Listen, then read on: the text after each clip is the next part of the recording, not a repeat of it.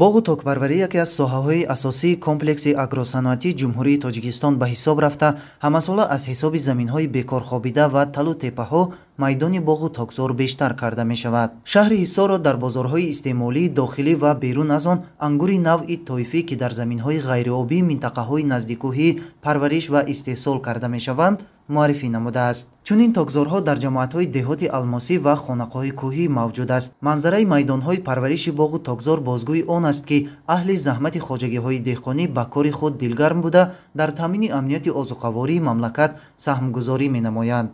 боғу токпарварӣ яке аз соҳаҳои асосии комплекси агросаноатии ҷумҳурии тоҷикистон ба ҳисоб рафта, ҳар сол рушд карда истодааст. бо дастгирии асосгузори сулҳу ваҳдати миллӣ муҳтарам ҷаноби олӣ эмомалӣ раҳмон 2077 гектар бунёди боғу токзор дар заминҳои лалмӣ намудем, ки ҳамасола аз ҳисоби аҳолӣ наздики 1500 нафарро бо ҷойи кори доимӣ мавсимӣ таъмин карда истодаем.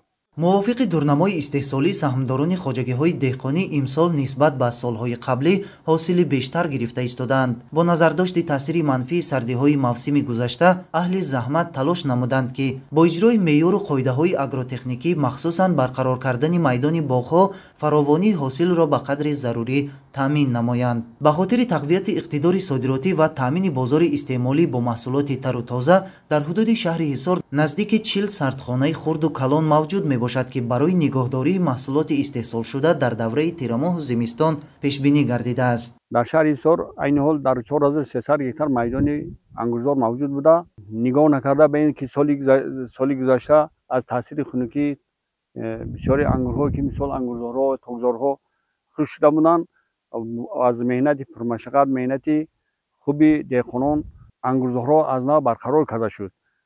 айни ҳол дар ангурзорҳо аз ҳар гектар наздик то 80-90 сентинер ҳосил гирифта истодаанд. дар шаҳри Ҳисор наздик 40 адад сардхонаҳо мавҷуданд, ки дар он наздик 2000 тонна мевагӣ захира карда шудааст. бо истифода аз шароиту имкониятҳои фароҳам гардида, заҳматкашону боғпарварон метавонанд аз натиҷаи фаъолияти пурсамар фоидаи хуби иқтисодӣ ба даст оранд ва дар ин замина сокинони маҳаллиро муваққатан бо ҷойи кор таъмин намоянд, ки ин таҷриба дар деҳоти алмосӣ ва хонақоҳи кӯҳии шаҳри Ҳисор ба роҳ монда шудааст. аз ин ҷост, ки дар хоҷагиҳои калони ангурпарвар ин шабу рӯз садҳо нафар коргарони маҳаллӣ ба ҷамъоварии ангур, бандобасти он дар қуттиҳо ва интиқолу ҷобаҷогузорӣ дар сардхонаҳо машғул буда, бо 2 вақт хӯроки гарм ва маоши ҳаррӯза таъмин карда шудаанд. ин кори мавсимӣ барои сокинони деҳаҳои атроф аллакай ба шуғли асосӣ табдил ёфта, аз давраи нармкунӣ беқи ниҳолон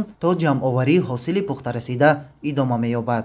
айни замон саҳмдорони хоҷагиҳои ангурпарвар ба ҷамъоварии ҳосили тайёр машғул буда, бо маҳсулоти тару тоза бозорҳои истеъмолиро таъмин намуда, ҳамзамон ин навъи мевоҷотро ба кишварҳои хориҷ содирот карда истодаанд.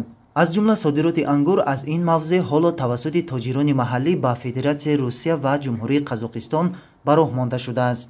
маврид ба зикр аст, ки ҷиҳати рушди соҳаи боғу токпарварӣ таи солҳои охир дар мамлакат як қатор барномаҳои давлатӣ оид ба рушди соҳа роҳандозӣ гардида, бунёди боғу токзор ба маротиб зиёд мегардад ва нишондиҳандаҳои содироти меваҷот низ сол то сол боло меравад. Фаридуни Субҳон, Садариддини Иброҳим, шаҳри Ҳисор, Ахбор.